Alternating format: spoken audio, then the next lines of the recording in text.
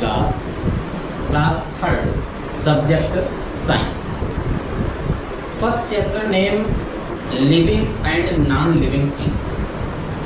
What is living and what is non-living things?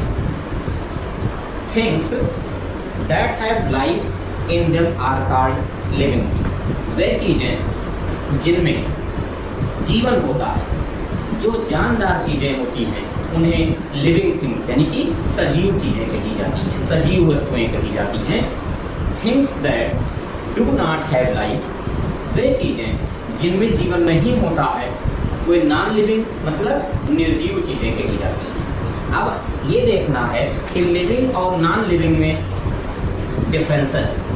जो living things होती हैं, living things need food, सजीव चीज़ों को भोजन की आवश्यकता होती है. जैसे हम आप हैं, पेड़ पौधे हैं, जानवर हैं, इन सबको भोजन की आवश्यकता क्यों होती है? क्यों? क्योंकि ये लिविंग थिंग्स हैं. लिविंग थिंग्स को जो है भोजन की आवश्यकता होती है, रेस्ट की आवश्यकता होती है, कि आराम करने की आवश्यकता होती है. फिर लिविंग थिंग्स कैन मूव. जो लिविंग थिंग्स होती हैं वे मूव करती हैं, मतलब एक स्थान से दूसरे स्थान पर चलती हैं. All living things can move. सभी सजीव चीजें मूव करती हैं, मतलब चलती हैं. जैसे आदमी, जानवर, कुत्ते, बिल्लियाँ, हाथी, ये सारे एक स्थान से दूसरे स्थान पर जाते हैं. क्यों जाते हैं? ये सजीव हैं और अपनी आवश्यकता की पूर्ति के लिए एक स्थान से दूसरे स्थान पर जाते हैं. नेक्स्ट आपका आता है लिविंग थिंग्स ग्रोथ. देखिए जो चीज़ें लिविंग होती हैं वह ग्रोथ करती हैं, मतलब उनमें प्रोग्रेस होता है, उन्नति होती है. जैसे ऑल लिविंग थिंग्स को, सभी लिविंग थिंग्स जो हैं ग्रो करती हैं. जैसे बच्चे का जन्म होता है, बहुत छोटा सा होता है, धीरे धीरे उस बच्चे में ग्रोथ होता है, बच्चा बड़ा होता है, लड़का बन जाता है, मतलब 5 साल, 6 साल, 7 साल, 8 साल का हो जाता है. धीरे धीरे वही बढ़कर जो है बढ़कर एक हम आप जैसे एडल्ट बन जाता है. और जब वो बड़ा हो जाता है तो इससे पता चलता है कि वो छोटा था, धीरे धीरे बड़ा हो गया, मतलब उसमें ग्रोथ हुआ. बीजों को बो दिया जाता है, उसमें अंकुरण होता है, छोटा सा पौधा उसमें निकलता है, धीरे धीरे वो बड़ा हो जाता है और एक पेड़ बनकर तैयार हो जाता है. इस प्रकार से हम कह सकते हैं कि जो सजीव चीज़ें होती हैं उनमें ग्रोथ होता है. Living things breathe. अब जो लिविंग थिंग्स होती हैं वह ब्रीथ करती हैं, मतलब श्वसन करती हैं. जैसे जानवर हैं, पेड़ पौधे हैं, हम आप हैं, हम सब क्या करते हैं? सांस लेते हैं, श्वसन करते हैं. अब जो है उसके बाद लिविंग थिंग्स कैन फील. जो लिविंग थिंग्स होती हैं वो फील करती हैं, मतलब महसूस करती हैं.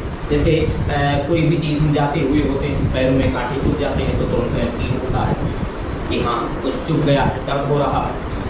इसी प्रकार से आगे जो है गर्मी होती है तो स्किन के द्वारा हमें पता चलता है कि आज बहुत गर्मी है या मौसम अच्छा है, कूल है. इस तरह हम फील करते हैं. नेक्स्ट आता है लिविंग थिंग्स रिप्रोड्यूस. जो लिविंग थिंग्स होती हैं यानी कि जो सजीव होते हैं वो प्रजनन करते हैं. प्रजनन मतलब अपने जैसे बच्चों को जन्म देना. तो जो है जैसे बच्चे का जन्म होता है, एक महिला बच्चे को जन्म देती है, एक मुर्गी चिकन को, इनकी चिक जो होते हैं उसके चूजे होते हैं उसे जन्म देती है. एक जो है बीज बो देते हैं, तो एक बीज बोते हैं तो उसमें एक फल निकलता है, उसमें कई सारे बीज हो जाते हैं. जैसे एक मटर का दाना बो दिया जाता है, उसमें एक फली निकलती है, उस फली में तमाम से दाने होते हैं. अब उसके बाद आपका आता है नॉन लिविंग थिंग्स. तो जो नॉन लिविंग थिंग्स होती हैं उनमें जीवन नहीं होता है. Non living things have no life. They can not move on their own, यानी कि वे स्वयं चल नहीं सकते, उनको खाने पीने के लिए किसी चीज़ की आवश्यकता नहीं होती है, वे श्वसन नहीं करते हैं और हम आपके जैसे वे फील भी नहीं करते हैं और उनमें प्रजनन भी नहीं होता है, यानी कि वो रिप्रोड्यूस भी नहीं करते हैं. उसके बाद आता है man made natural non living. देखिए वह चीज़ें जो प्राकृतिक हैं और व्यक्तियों के द्वारा बनाई गई हैं. मैन मेड भी हैं और नेचुरल नॉन लिविंग हैं. नॉन लिविंग होते हुए नेचुरल थिंग्स और मैन मेड थिंग्स.